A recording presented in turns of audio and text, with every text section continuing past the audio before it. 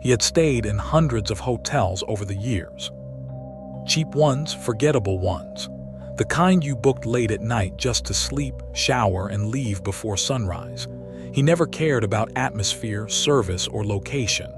As long as the door locked and the bed was clean, that was enough. Nothing bad had ever happened to him before.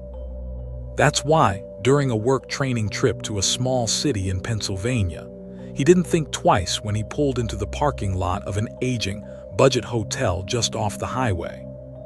The building looked tired, not abandoned but close to it. A few cars sat scattered across the lot, their windshields coated with dust. The sign flickered slightly, missing one letter, bathing the entrance in an uneven red glow. Inside, the lobby was small and dim. Old red carpet covered the floor, worn thin in the center like it had been walked over for decades. The air smelled faintly of cleaning chemicals mixed with something older, like the inside of a grandmother's house that had been closed up too long. The woman at the front desk barely spoke. She slid his key across the counter without smiling, told him his room number, and went back to staring at her computer screen. Third floor. The elevator groaned as it climbed. When the doors opened, the hallway was silent. Too silent. No TVs, no voices, just a long stretch of beige walls and identical doors under flickering lights. His room was near the end. Inside, everything looked normal. Small bed, desk, lamp, bathroom that smelled faintly of bleach. He tossed his bag onto the bed, turned on the TV for background noise, showered, and lay down. The drive had exhausted him. Within minutes, sleep took over. He woke up to a sound. A soft, dragging noise. At first, he thought it was part of a dream, something sliding across the floor somewhere far away.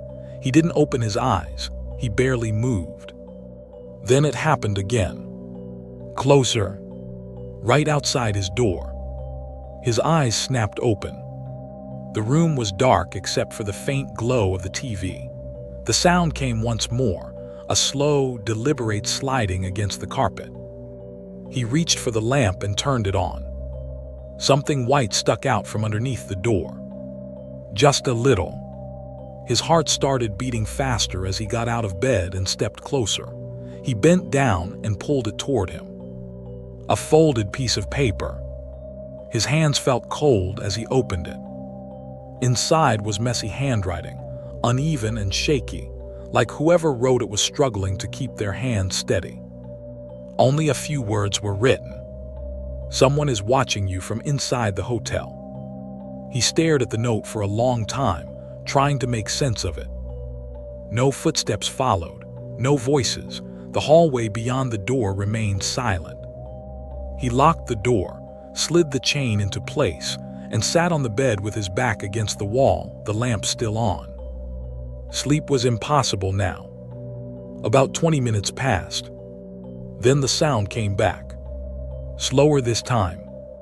He watched the bottom of the door as another piece of paper slid through, inch by inch, as if someone were gently pushing it with a single finger.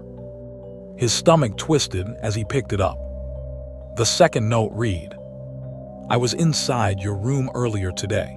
I like watching people sleep here." The handwriting looked worse, shakier, more frantic. He searched the room immediately, under the bed, inside the closet, behind the shower curtain, nothing. Still, the idea wouldn't leave his mind. Someone had been inside his room. And somehow, they knew he was there. He considered calling the front desk, but it was after 2 a.m., and a terrible thought crossed his mind. What if the person writing the notes worked here? He sat in silence for another half hour, jumping at every tiny sound. The air conditioner, pipes knocking, the faint hum of electricity. He told himself that if a third note came, he was leaving. The hallway stayed quiet. Just as his breathing began to slow, the sound returned, even slower than before. The third note slid under the door. The message was short. "I'm inside the room with you again." His chest tightened. He slowly turned in a full circle, scanning every corner of the room. Nothing had changed, nothing moved. But the words wouldn't leave his head. He grabbed his bag, unlocked the chain, and opened the door. The hallway was empty. He ran. Down the hallway, down the stairs, to the front desk where a different employee stood behind the counter, half asleep. When he explained everything, the man looked genuinely confused. He said there were only 3 other guests on the floor. No one had been reported wandering. He offered a new room. The man refused. Instead, he asked the employee to check the room with him. They went back upstairs together. The room looked untouched, until the employee checked the window. The latch was broken. Not old, not rusted. Recently broken. The employee grew nervous and muttered something about maybe someone getting in from outside earlier that day. That was enough. The man grabbed his bag and left the hotel immediately, driving to another 1 mile away. The next morning, he called the hotel to ask if anything else had been found. They said no. No footage, no reports, no issues. They acted like nothing had happened. But he never forgot the 3rd note. Because the room had been empty. And yet, the window showed signs of someone coming and going. Years later, he would still think about the possibility that the notes weren't meant to scare him away. They were meant to tell him the truth. That someone had been hiding there long before he ever checked in. And that night, they may never have left at all.